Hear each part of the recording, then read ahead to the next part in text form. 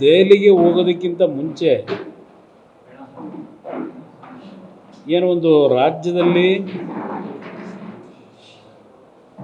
HMT ಕಾರ್ಖಾನೆಯ ಭೂಮಿ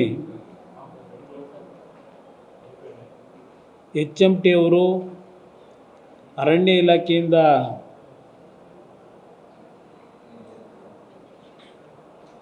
ಲಪಟಾಯಿಸಿದ್ದಾರೆ ಅಂತಕ್ಕಂಥ ರೀತಿಯಲ್ಲಿ ಒಬ್ಬ ಅಧಿಕಾರಿ ರಿಟೈರ್ಡ್ ಆಗೋದಕ್ಕಿಂತ 2-3 ದಿವಸಗಳ ಮುಂಚೆ ಈ ಒಂದು ನೋಟಿಸನ್ನು ಇಶ್ಯೂ ಮಾಡೇನು ಹೋದರು. ಅದಕ್ಕೆ ನಾನು ನಿಮ್ಮಗಳ ಮುಂದೆ HMTಯ ವಿಷಯದಲ್ಲಿ ಕೆಲವು ಪ್ರತಿಕ್ರಿಯೆಯನ್ನು ವ್ಯಕ್ತಪಡಿಸಿ ಹೋಗಿದ್ದೆ. ಅದರ ಹಿನ್ನೆಲೆಯಲ್ಲಿ ನಮ್ಮ ಈಗಿನ ಪಂಚಾಯತ್ ರಾಜ್ನ ಮಂತ್ರಿಗಳು ಮತ್ತು ಹಿಂದಿನ ಅರಣ್ಯ ಸಚಿವರು ಇವರು ಅರಣ್ಯ ಸಚಿವರಾದ ತಕ್ಷಣವೇ ನನ್ನ ಕೇಂದ್ರ ಸರ್ಕಾರದ ಇಲಾಖೆ ತೀರ್ಮಾನಗಳ ಮೇಲೆ ಒಂದು ರೀತಿ ಸಮಸ್ಯೆಗಳನ್ನು ಪ್ರಾರಂಭ ಮಾಡಿದ್ರು. ಅದರಲ್ಲಿ ಪ್ರಮುಖವಾಗಿ ಯಾವೊಂದು ಕುದುರೆಮುಖ QSL ಕಂಪನಿ ಏನಿದೆ ಆ ಕಂಪನಿಗೆ ನಾನು ಕೇಂದ್ರದಲ್ಲಿ ಮಂತ್ರಿ ಆದ ಪ್ರಮಾಣವಚನ ಸ್ವೀಕಾರ ಮಾಡಿದ ನಂತರ ಮೊದಲನೆಯ ಸಹಿ ಕುದುರೆಮುಖದ ಆಕ್ಟಿವಿಟೀಸ್ಗೆ ಸುಮಾರು 1700 ಕೋಟಿ ಹಣವನ್ನು ಬಂಡವಾಳ ಕೊಡ್ತಕ್ಕಂಥದ್ದಕ್ಕೆ ಒಂದು ಸಹಿ ಏನಾಗಿದೆ ಅಲ್ಲಿಂದ ಪ್ರಾರಂಭ ಆಯಿತು. ನನ್ನ ಇಲಾಖೆಯಲ್ಲಿ ನಾನು ತೆಗೆದುಕೊಳ್ತಕ್ಕಂಥ ಕೆಲವು ಕಾರ್ಯಕ್ರಮಗಳ ವಿಷಯದಲ್ಲಿ ಅಡ್ಡಿ ಮಾಡ್ತಕ್ಕಂಥದ್ದು ನಿರಂತರವಾಗಿ ನಡೀತಾ ಇದೆ. ನಾನು ಪ್ರಥಮವಾಗಿ ಹೇಳ್ತಕ್ಕಂಥದ್ದು ಇವತ್ತು ಆ QSL ಏನಿದೆ ಆ ಸಂಸ್ಥೆಯಿಂದ ರಾಜ್ಯ ಸರ್ಕಾರಕ್ಕೆ ಅದು 1970ರಲ್ಲಿ ಪ್ರಾರಂಭ ಆದಂಥ ಸಂಸ್ಥೆ ಅದು. ಆ ಸಂಸ್ಥೆ ಮುಖಾಂತರ ಕುದುರೆಮುಖದಿಂದ ಮಂಗಳೂರಿನ ವರೆಗೆ ಒಂದು ಸ್ಲರಿ ಪೈಪ್ಲೈನ್ನ ದೇಶದಲ್ಲೇ ಪ್ರಥಮವಾಗಿ ನಿರ್ಮಾಣ ಮಾಡಿದಂಥದ್ದು. ಅದು ಮಾಡಲಿಕ್ಕೆ ಕಾರಣ ಕುದುರೆಮುಖದಲ್ಲಿ ಎಕ್ಸ್ಟ್ರಾಕ್ಷನ್ ಮಾಡ್ತಕ್ಕಂಥ ಮೆಟೀರಿಯಲ್ನ ಮಂಗಳೂರಿನ ಪೋರ್ಟ್ಗೆ ತಲುಪಿಸ್ತಕ್ಕಂಥದ್ದಕ್ಕೆ ಮಾಡಿದಂಥ ಕಾರ್ಯಕ್ರಮಗಳು. ಅದೆಲ್ಲದರ ಬಗ್ಗೆ ನಿಮ್ಗೆ ಚರ್ಚೆ ಮಾಡಲಿಕ್ಕೆ ಹೋಗಲ್ಲ. ಈ ಒಂದು PSU ಕಂಪನಿಯಿಂದ ಸುಮಾರು 2500 ಪರ್ಮನೆಂಟ್ ಎಂಪ್ಲಾಯೀಸು, 10,000 ಕಾಂಟ್ರಾಕ್ಟ್ ಲೇಬರ್ಸು, ಅದರ ಜೊತೆಗೆ ಆನ್ಸಲರಿ ಯೂನಿಟ್ನಲ್ಲಿ ಕೆಲಸ ಮಾಡ್ತಕ್ಕಂಥ 10,000, ಹೀಗೆ ಒಂದು 20-22,000 ಕಾರ್ಮಿಕರಿಗೆ, ಹಲವಾರು ಇಂಜಿನಿಯರ್ಸ್ಗೆ ನಿರುದ್ಯೋಗದ ಸಮಸ್ಯೆಯನ್ನು ಬಗೆಹರಿಸ್ತಕ್ಕಂಥ ಒಂದು ಕಂಪನಿ ಅದು. ಆ ಕಂಪನಿಯಿಂದ ರಾಜ್ಯ ಸರ್ಕಾರಕ್ಕೂ ಸಹ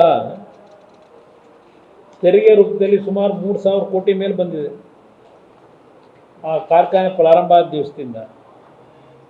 ಇದೆಲ್ಲ ಒಂದು ಭಾಗ. ಇದು ಹಿಂದೆ 2015ರಲ್ಲಿ ಕೇಂದ್ರದ ಸ್ಟೀಲ್ ಮಿನಿಸ್ಟ್ರು, ಯೂನಿಯನ್ನ ಮಿನಿಸ್ಟ್ರು, ಕೇಂದ್ರ ಸರ್ಕಾರದ ಮತ್ತು ರಾಜ್ಯದ ಮುಖ್ಯಮಂತ್ರಿಗಳು ಅವರು ಜಾಯಿಂಟ್ ಸಭೆ ಮಾಡಿರ್ತಕ್ಕಂಥದ್ದು ಒಂದು 2015ರಲ್ಲಿ ನಡೆದಿರ್ತಕ್ಕಂಥದ್ದು ಒಂದು ಭಾಗ. 16-17ರಲ್ಲಿ ಇದೇ ಸಿದ್ದರಾಮಯ್ಯನವರು ದೇವದಾರ ಫಾರಂ ಏನಿದೆ, ದೇವದಾರ ಗಣಿ ಪ್ರದೇಶ, ಅದನ್ನು QSL ಕಂಪನಿಗೆ ಕೊಡ್ತಕ್ಕಂಥ ತೀರ್ಮಾನ ಏನು ಮಾಡಿದ್ರು. ಆ ಕಂಪನಿಯಿಂದ ಸುಮಾರು 500 ಕೋಟಿಗೂ ಹೆಚ್ಚಿನ ಹಣ ಆ ದೇವದಾರ ಏರಿಯಾದಲ್ಲಿ ಇವರೇನು ಫಾರೆಸ್ಟ್ ಏರಿಯಾನ ಕೊಟ್ಟರು, ಗಣಿ ಪ್ರದೇಶವನ್ನು 546 ಕೋಟಿ ಹಣ ಕಟ್ಟಿದ್ದಾರೆ ಅದಕ್ಕೆ ಕ್ಯೂಸಿಲ್ ಕಂಪ್ನಿಯಿಂದ ದೇವದಾರ ಐರನ್ ಓರ್ ಮೈನಿಂಗ್ಗೆ. ಅದರಲ್ಲಿ 194 ಕೋಟಿ ಅಲ್ಲೇನು ಫಾರೆಸ್ಟ್ನ ಒಂದು ಇಂಪ್ರೂವ್ಮೆಂಟ್ ಮಾಡೋದಕ್ಕೆ, ಮರ ಕಡದ ಕಡೆ ಮತ್ತು ವೈಲ್ಡ್ ಲೈಫ್ ಮ್ಯಾನೇಜ್ಮೆಂಟಿಗೆ, ಇದೆಲ್ಲದಕ್ಕೂ ಸೇರಿ ಒಂದು 194 ಕೋಟಿ ಹಣ ಕೊಟ್ಟಿದ್ದಾರೆ. Stamp duty and other charges ರಿಜಿಸ್ಟ್ರೇಷನ್ಗೆ 329 ಕೋಟಿ ಕೊಟ್ಟಿದ್ದಾರೆ. ಇದು ಸರ್ಕಾರ ಕಟ್ಟಿಸ್ಕೊಂಡು ಸಹ ಇವತ್ತಿನವರೆಗೆ ಎಷ್ಟು ದಿನ ಆಯಿತು? 2 ವರ್ಷ ಆಯಿತು. ಇವತ್ತಿನವರೆಗೆ ಅಲ್ಲಿ ಯಾವುದೇ ರೀತಿ ಸರ್ಕಾರ ಸಹಕಾರ ಕೊಡಲಿಲ್ಲ. ಅಲ್ಲಿ ಇದೇ ಮಹಾನ್ ಭಾವ ಏನು ನೆನ್ನೆ ಹೇಳಿಕೆ ಕೊಟ್ಟವ್ರೆ ನಮ್ಮ ಪಂಚಾಯತ್ ರಾಜ್ ಸಚಿವರು, ಪಾಪ ನನಗೆ ಸಲಹೆ ಕೊಟ್ಟಿದ್ದಾರೆ. ಸಲಹೆ ಏನು ಕೊಡ್ತಾರೆ?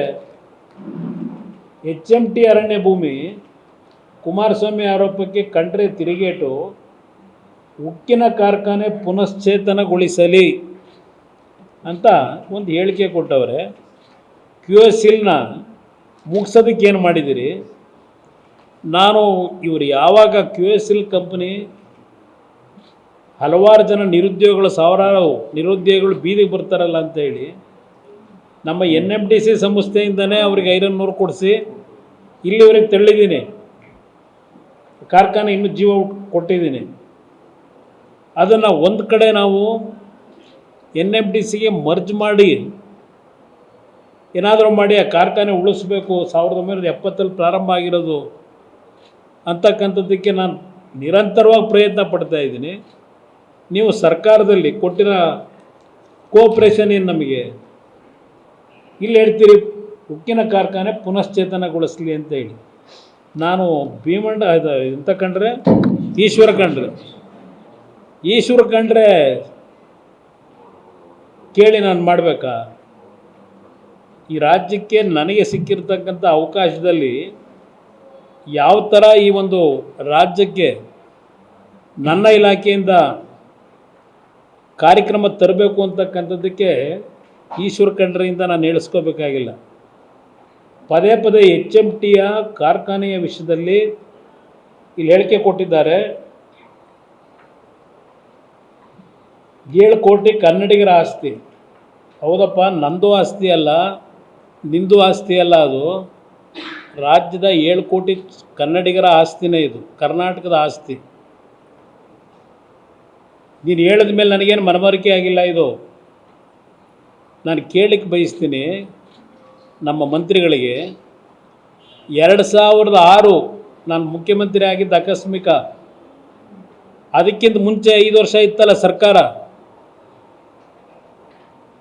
ಆ ಸರ್ಕಾರದಲ್ಲಿ ಯಾರ್ಯಾರು ಮಂತ್ರಿಗಳಿದ್ರು, ಯಾವ ಕಂಪ್ನಿಗಳು, ಯಾರ್ಯಾರು ಆ ಸಂದರ್ಭದಲ್ಲಿ ಸುಮಾರು 177 ಎಕರೆ ಏನು ಪದೇ ಪದೇ ಹೇಳ್ತಿರಲ್ಲ. HMT ವಶದಲ್ಲಿರುವ ಭೂಮಿಯ ಪೈಕಿ 280 ಎಕರೆ ಪ್ರದೇಶದಲ್ಲಿ ಅರಣ್ಯ ಸ್ವರೂಪದ ನಡುತೋಪಿದೆ. ಹೋಗೋಣ ಎಲ್ಲ ಇದೆಲ್ಲಿ 280 ಎಕರೆ ನಡುತೋಪಿ ಎಷ್ಟು ಮರ ಇದೆ ಇಲ್ಲಿ ಅಂತ ನೋಡೋಣಂತೆ. ಮಾಧ್ಯಮ ಸ್ನೇಹಿತರು ಅವ್ರನ್ನೂ ಬರೋಕ್ಕೆ ಹೇಳ್ಬಿಡಿ, ಹೋಗೋಣಂತೆ ನೋಡೋಣ, ಪರೀಕ್ಷೆ ಮಾಡೋದ ನಡುತೋಪಿನ. ಅದರಲ್ಲಿ ನಡುತೋಪಿದೆ. ಪಕ್ಕದಲ್ಲಿರುವ ಪಾಳು ಬಿದ್ದ ಕಟ್ಟಡಗಳಲ್ಲಿ ಸಿನಿಮಾ, ಧಾರಾವಾಹಿ ಶೂಟಿಂಗ್ ನಡೆಯುತ್ತಿದೆ. ಅರಣ್ಯ ಭೂಮಿಯನ್ನು ಅಕ್ರಮವಾಗಿ ವಾಣಿಜ್ಯ ಉದ್ದೇಶಕ್ಕೆ ಬಳಸುತ್ತಿದೆ. ಅಕ್ರಮವಾಗಿ 165 ಎಕರೆ ಭೂಮಿಯನ್ನು ಕೇವಲ 300 ಕೋಟಿಗೆ ಮಾರಾಟ ಮಾಡಿದೆ. ಕುಮಾರಸ್ವಾಮಿ ಸ್ಥಳಕ್ಕೆ ಭೇಟಿ ನೀಡಿ ಇದೆಲ್ಲವನ್ನು ಪರಿಶೀಲಿಸಲಿ ಎಂದು ಸವಾಲು ಹಾಕಿದರು. ಇದಕ್ಕೆ ನಾನು ಹೇಳ್ತಾ ಇದ್ದೀನಿ, ಈಗ ಇಲ್ಲಿ ಅಕ್ರಮವಾಗಿ HMT ಅವರು ವಾಣಿಜ್ಯ ಉದ್ದೇಶಕ್ಕೆ ಬಳಸ್ಕೊಂಡವ್ರೆ ಅಂತ ಹೇಳ್ತಾರಲ್ಲ. ನಿಮ್ಮದೇ ಸರ್ಕಾರ ಇದೆ, ಅಲ್ಲಿ ಯಾವ್ಯಾವ ಅಪಾರ್ಟ್ಮೆಂಟ್ಗಳು ಕಟ್ಟಿದ್ದಾರೆ,